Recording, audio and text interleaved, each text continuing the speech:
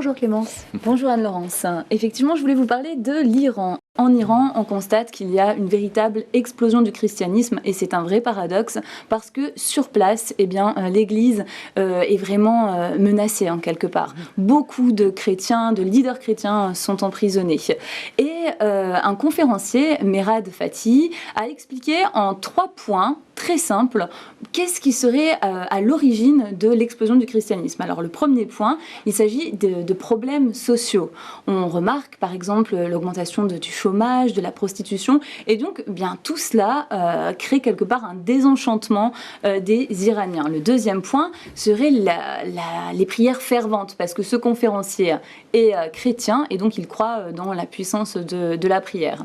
Ensuite, le troisième point, c'est des apparitions de rêves, de visions. Beaucoup de musulmans vivent en fait ces rêves. Et je voulais justement vous proposer d'écouter ce qui s'est passé dans une famille où la fille devenue chrétienne a été battue par son père parce qu'elle refusait un mariage forcé.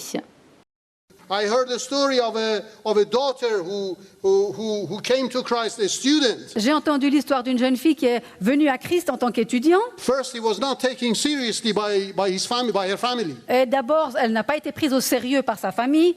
But then they realized that she's continuing in her faith. Mais après, ils ont réalisé qu'elle continuait sa marche dans sa foi. They thought we give her in marriage to a Muslim and she will change. Et ils se sont dit, on va la marier à un musulman et elle changera. But she didn't want. Mais elle a refusé. So they forced her. Ils l'ont forcée. And it was the day that these people, according to our tradition, come to ask for the bride, ask for the girl. Et le jour est venu où, selon notre tradition, les gens viennent pour demander l'épouse.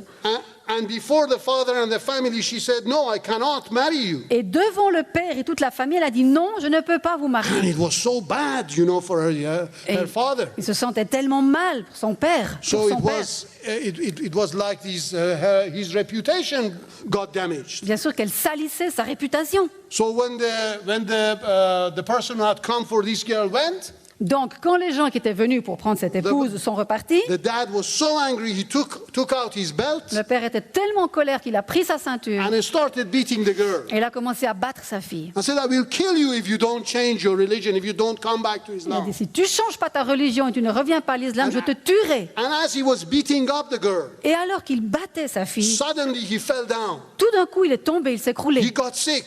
Il est tombé malade. And he started shouting, "Have mercy on me, have mercy on me." Et il commence à crier, pitié de moi, pitié de moi. The daughter got worried. Et la fille s'est inquiétée. With all the wounds that she had, she started getting worried for her father. Avec toutes ces blessures qu'elle avait partout, elle a commencé à soigner son père. Dad, what is happening to you? What's wrong? Mais papa, qu'est-ce qui se passe? Qu'est-ce qui va pas? He says, please forgive me. I didn't know.